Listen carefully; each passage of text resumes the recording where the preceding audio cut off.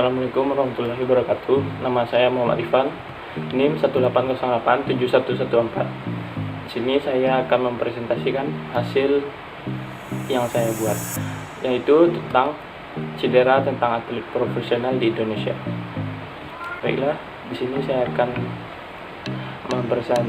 mempresentasikan. Yang pertama adalah profil atlet, yang itu saya memilih atlet yang bernama Rifan Nurmulki, pemain dari Surabaya Bayangkara Sumatera yang mewakili timnas Indonesia mewakili di SEA Games 2019 di Filipina.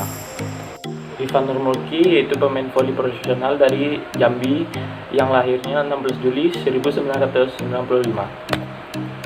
Prestasi yang ia dapatkan mulai dari 2014 juara Proliga, juara voli 2014, medali perak Asian University Games 2015, runner up Proliga 2015, runner up voli 2015, dan lainnya.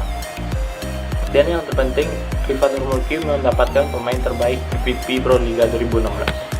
Awalnya Rifan tidak terlalu berminat pada main voli, namun melihat tinggi badannya saat SMA, pada tahun 2012 saat usianya sudah menginjak 17 tahun, Rifan akhirnya mulai mencoba-coba bermain voli, dan Rifan pun mulai tampil dalam berbagai turnamen di daerahnya, di Jambi, itu di tepatnya di Bangko.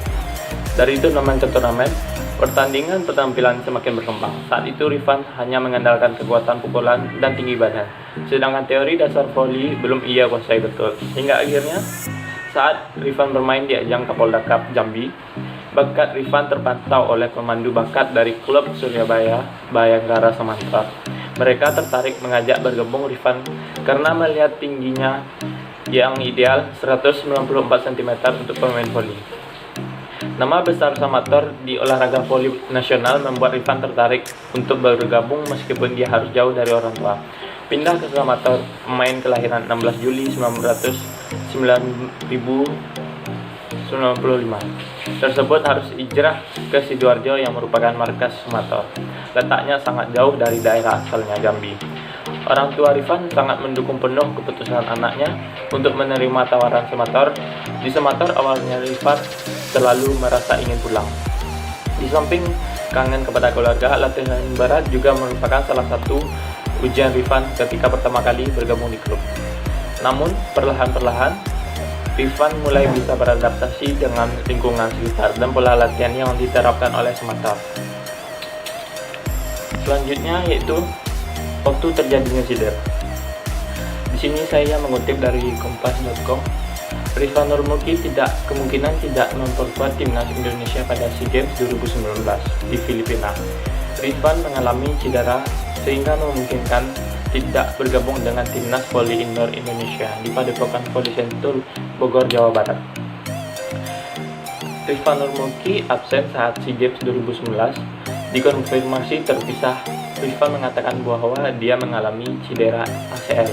Sebelumnya, saya sudah berlatih di pelatnas selama sebulan, namun saya ada riwayat cedera sehingga mundur dari pelatnas, kata Rifan kepada bolasport.com.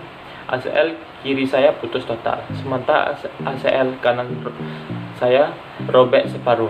Berdasarkan hasil MRI, keterangan dokter, saya harus menjalani rehabilitasi, tetapi harus operasi lebih dulu dan terapi 6 bulan setahun biar baru bisa latihan berat lagi. Dr. Rifan, menurut Rifan, jika dipaksa latihan pelatnas dan menjalani latihan berat, risikonya besar buat saya sendiri, yaitu jenis dan definisi cedera yang terjadi.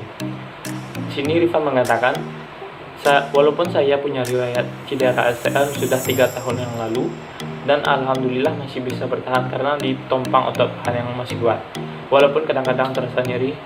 Selanjutnya itu pertolongan pertama yang diberikan. Bila cedera yang dialami ringan, Anda dapat melakukan pertolongan pertama berikut. Tujuannya adalah mengurangi rasa sakit dan bengkak pada area yang dicurigai mengalami cedera ACL. Langkah pertolongan pertama yang dilakukan adalah beristirahat sejenak untuk mengurangi beban pada lutut. Kedua, mengompres lutut dengan es selama 20 menit untuk meredakan bengkak. Yang ketiga, membebat lutut dengan beban elastis untuk menekan lutut. Yang keempat, berbaring dan menyangga lutut di atas bantal untuk mengurangi pembengkakan. Pertolongan yang selanjutnya yaitu obat-obatan. Dokter dapat memberikan obat-obatan untuk mengurangi peradangan dan nyeri yang dirasakan, seperti ibuprofen, ketorolac, atau paracetamol. Jika diperlukan, dapat menyuntikkan obat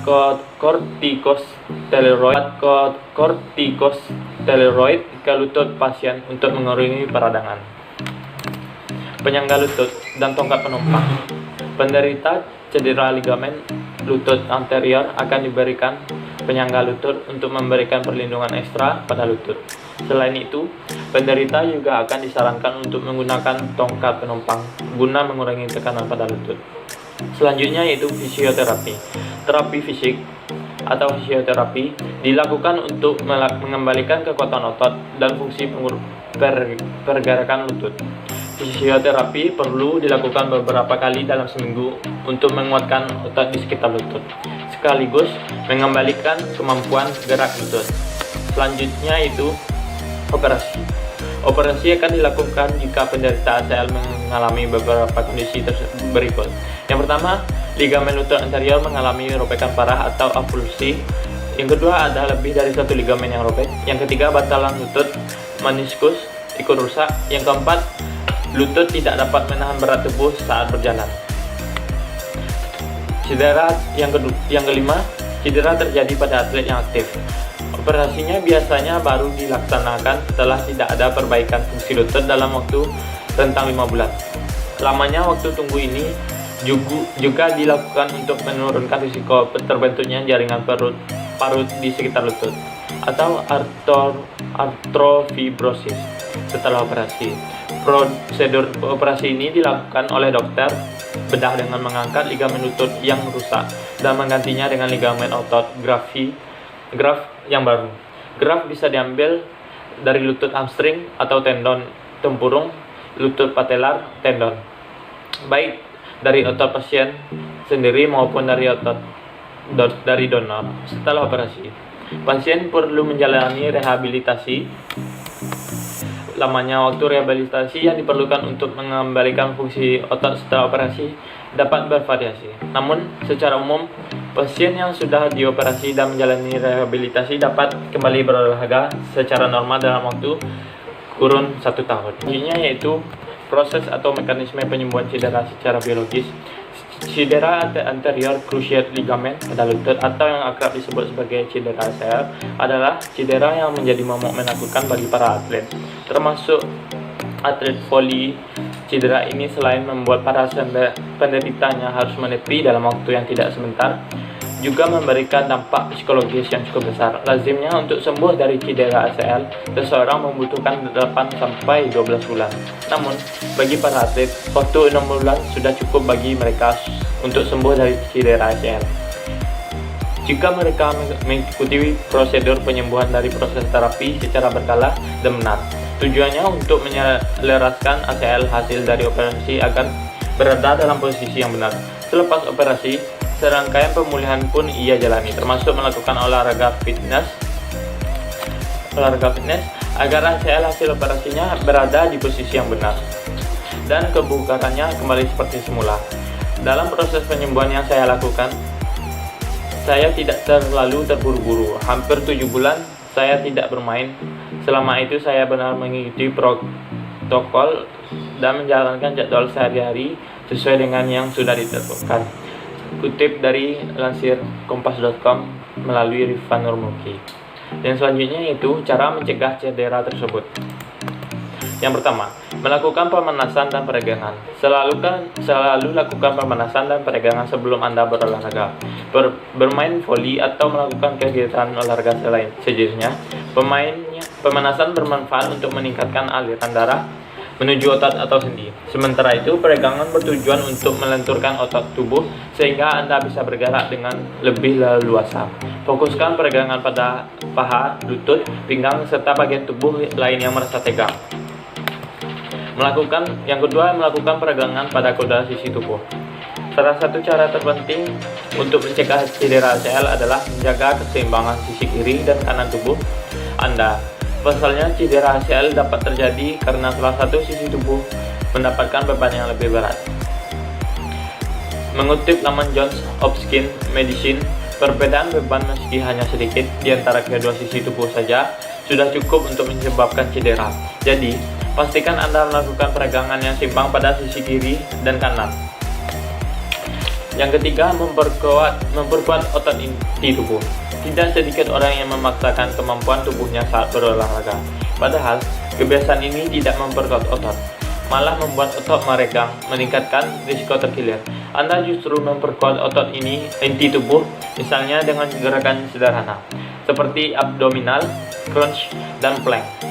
Jika otot ini tubuh Anda kuat, beban pada lutut pun Anda akan berkurang. Selanjutnya yaitu berlatih menggunakan otot yang tepat saat berolahraga. Latihan yang tepat saat berguna untuk mencegah cedera ACL. Berikut adalah beberapa gerakan yang perlu Anda latih. Yang pertama, melompat dan mendarat dengan aman. Yang kedua, saat melakukan gerakan pivot. Yang ketiga, latihan untuk memperkuat otot hamstring pada paha serta otot kaki. Latihan ini juga bermanfaat untuk meningkatkan kemampuan keseimbangan. Dan terima kasih, hanya itulah yang dapat saya sampaikan. Kurang lebihnya mohon maaf. Assalamualaikum warahmatullahi wabarakatuh.